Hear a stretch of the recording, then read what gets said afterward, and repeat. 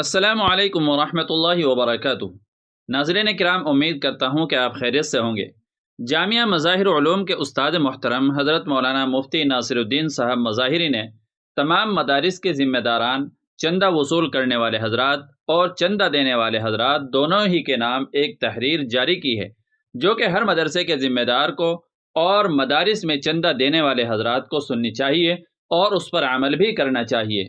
واقعتاً حضرت مفتی صاحب نے اس تحریر کے اندر وہ باتیں کھول کر کے رکھ دی ہیں جو باتیں آج مدارس کے اندر پائی جا رہی ہیں، اور اگر یہ کہا جائے کہ حضرت مفتی صاحب نے اہل مدارس کی دکھتی ہوئی رگ کے اوپر ہاتھ رکھ دیا ہے تو اس میں بھی کسی طرح کی کوئی شک و شبہ کی گنجائش نہیں ہے۔ میں چاہتا ہوں کہ آپ اس تحریر کو سنیں اور اس پر عمل کرنے کی کوشش کریں۔ آپ اگر کسی مدرسے کے مدرس ہیں یا ذمہ دار ہیں تب بھی آپ اس پر عمل کرنے کی کوشش کریں، اور اگر آپ چندہ دینے والے حضرات میں سے ہیں تب بھی اس پر عمل کرنے کی مکمل کوشش کریں۔ تو چلیے پھر اس تحریر کا رخ کرتے ہیں کہ اس کے اندر ایسی کیا بات لکھی گئی ہے کہ وہ تحریر سوشل میڈیا پر بہت تیزی کے ساتھ میں وائرل ہو رہی ہے۔ اس تحریر کا عنوان ہے چندہ مدارس اور محصلین ناصر الدین مظاہری۔ ملک کے طول و عرض میں ہی نہیں، روئے زمین کے ایسے ایسے علاقوں میں مدارس کے اہلکار اور کارکنان پہنچنے والے ہیں جہاں شاید ابن بطوطہ بھی نہ پہنچا ہو، حتیٰ کہ حضرت مفتی محمد تقی عثمانی مقدس اللہ بھی نہ پہنچے ہوں۔ اس لیے میری اس گفتگو کا مخاطب دونوں ہیں، مدارس والے بھی اور چندہ دہندگان بھی۔ سب سے پہلی بات تو یہ ہے کہ چندے کو دھندا بالکل نہ بنایا جائے، جتنی ضرورت ہو اتنا ہی چندہ کیا جائے۔ خواہ کے اہداف اور پروجیکٹ بنا کر یا غیر ضروری تعمیرات کے ذریعے ہرگز اپنا شوق نہ پورا کیا جائے۔ یہ چندے کی رقم ہے، یہ قوم کی امانت ہے۔ جہاں ضرورت نہیں وہاں اس امانت کو خرچ کر کے آپ امین نہیں رہ سکتے۔ ایک ایک پائی کا حساب دینا ہوگا۔ فضولیات میں بے تحاشا یہ امانتیں برباد ہو رہی ہیں۔ طبق پر طبق، فلک پر فلک تعمیر کر کے آپ اپنوں کے ہی نشانے پر نہیں آئیں گے، بلکہ اپنے اور دین کے دشمنوں کی نظر میں بھی خار بن کر چبھیں گے۔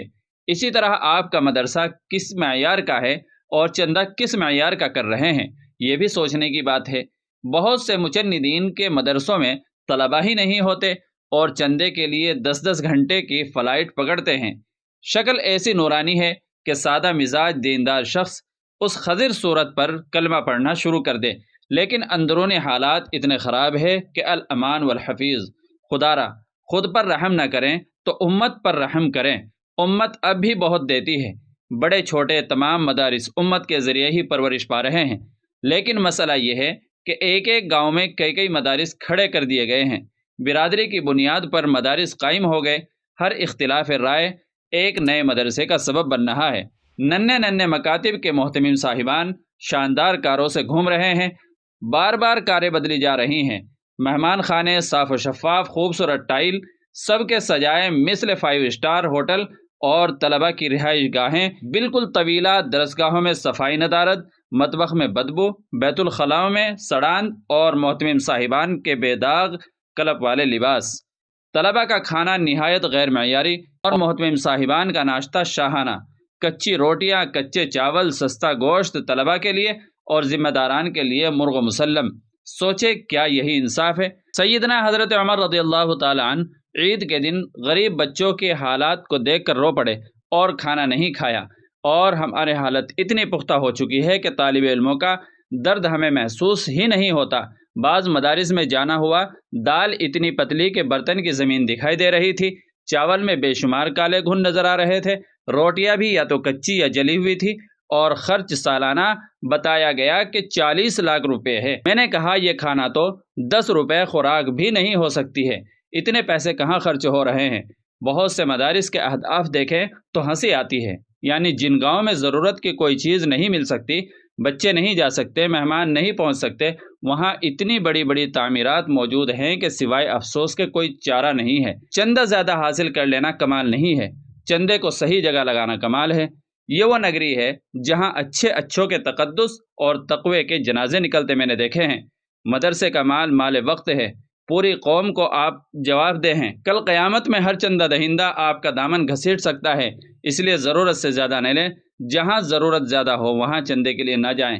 فقہ کا ایک اصول ہے کہ زکوٰۃ صدقات کا مستحق پہلے وہیں کا علاقہ ہے، اس لیے پہلے اپنے علاقے کی طرف توجہ دینے دیں آن لائن چندے میں اب ٹھگی بہت ہو رہی ہے۔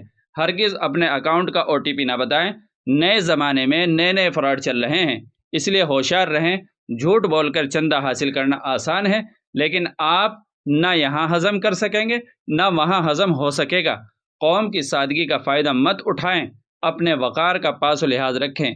چندہ دینے والے حضرات تعلقات کی بنیاد پر چندہ نہ دیں، خوب تحقیق کر لیں، یقین کامل کے بعد ہی چندہ دیں۔ بہت سے شاطر افراد اپنی وجیح و پرکشش نورانی شکل سے خوب دھوکہ دیتے ہیں، ایسے دھوکے بازوں سے بچیں۔